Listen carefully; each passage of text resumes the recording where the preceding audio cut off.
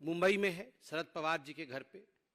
AHCC, anti Hindu coordination committee, किस प्रकार से हिंदू धर्म को समाप्त किया जाए उसको लेकर 26 दल आज बैठने वाले हैं।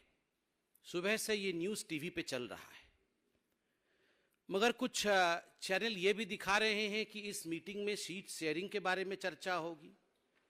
ये तमाम पॉलिटिकल पार्टी बैठ के चर्चा करेंगे कि किस प्रकार से कौन किस सीट से लड़ेगा, प्रचार क्या होगा, चुनाव के मुद्दे क्या होंगे। मगर सुबह से यह भी देख रहे हैं कि आपस में खींचातानी, कोऑर्डिनेशन हो उससे पहले नॉन कोऑर्डिनेशन, नॉन कोऑपरेशन शुरू हो गया है। हरियाणा में सीट कैसे बटेगी, जेडीयू में क्या होने वाला है। अधीर रंजन चौधरी जी ममता बनर्जी के खिलाफ प्रेस कॉन्फ्रेंस कर रहे हैं, डिसकोऑर्डिनेशन आरंभ हो गया है। तो दरअसल ये कोई सीट शेयरिंग, प्रचार प्रसार, मुद्दों और मैनिफेस्टो की बैठक नहीं है।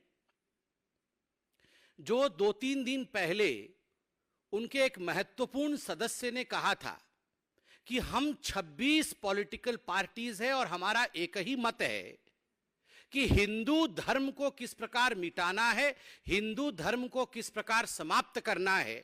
आज एंटी हिंदू कोऑर्डिनेशन कमेटी की उसी विषय पर बैठक होने वाली है।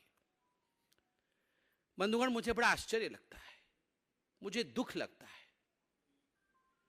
Dengue, malaria, corona, leprosy, AIDS, ये हिंदू धर्म को इस प्रकार की बीमारियों से आप कंपेयर करते हैं। हम तो जो बीमार है उसे किस प्रकार से ठीक किया जाए, हर बीमार के प्रति संवेदनशीलता, यह हिंदुस्तान का धर्म है।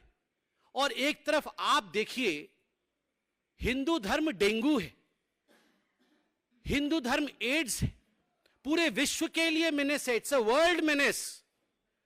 अभी एक बहुत बड़े नेता जो ये एंटी हिंदू कोऑर्डिनेशन कमेटी के सदस्य हैं, उन्होंने कल ही कहा है कि हिंदू धर्म एक वर्ल्ड मेनेस है, it's a world menace, it should be thrown out of the world forum. इस प्रकार के शब्दों का प्रयोग मैं यहां पूछता हूं। मेरे यहां पर कई भाई बहन रिपोर्टर्स बैठे हुए हैं, कैमरामैन बैठे हुए। कोई शिव को मानता है, कोई शक्ति की उपासक है, कोई भगवान विष्णु का उपासक है। क्या शक्ति का उपासना करना डेंगू के समान है? क्या शिव की पूजा करना श्रावण के महीने में मलेरिया है? क्या मंगलवार का व्रत रखना और जय बजरंग बली करना ये एड्स है?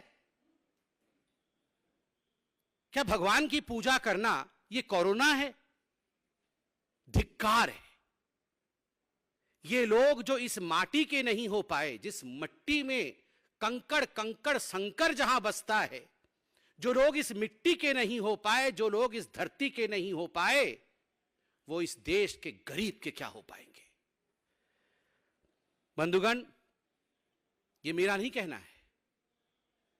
The way I am speaking today, the force that I am using today, and the wrath that probably you are seeing in me today, the anger that you are seeing in me today, ये केवल इसलिए है क्योंकि उनके एक सदस्य ने कहा है कि भले ही हमारी पॉलिटिकल पार्टीज के बीच में, ये 26 पॉलिटिकल पार्टीज के बीच में कितने भी डिफरेंसेस क्यों ना हो, मगर सनातन को मिटाना, हिंदू धर्म को मिटाना, ये हमारा परम लक्ष्य है, एक लक्ष्य है जिस पर हम सब एक मत हैं।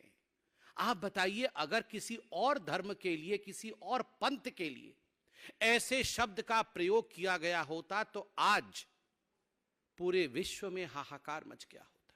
ये लोग यूनाइटेड नेशन पहुंच जाते कंप्लेंट लेकर कि देखिए हिंदुस्तान कितना इंटॉलरेंट है, हिंदुस्तान में किसी के लिए सम्मान नहीं, और आज हमें डेंगू मलेरिया बताया जा रहा है। बंधुगण, this is not a disaster in statement, this is a design. यह ऐसा नहीं हुआ है कि फुट एंड माउथ डिजीज हो गया है, कि गलती से किसी के मुंह से निकल गया है और वो उसे डिफेंड नहीं कर पा रहे हैं। यह एक डिजाइन है, यह एक डिजाइन है जिस डिजाइन के अंतर्गत आज नहीं, अनेकों वर्ष पहले राम मंदिर के खिलाफ प्रायोजित रूप से बताया गया था कि भगवान राम का अस्तित्व नहीं है, भगवान राम काल्पनिक है। आप ऐसा मत सोचिए कि ये यूं ही हो गया था। यूं ही सुप्रीम कोर्ट ऑफ इंडिया में, in the highest court of this country, when one of the most important political parties of this country denied the existence of the faith of India, Hindustan की आस्था के ऊपर आक्रमण करते हुए सोनिया जी के कहने पर जब कांग्रेस पार्टी ने कहा भगवान राम तो है ही नहीं, उसी दिन हम समझ गए थे कि this is not a disaster of statement, this is not a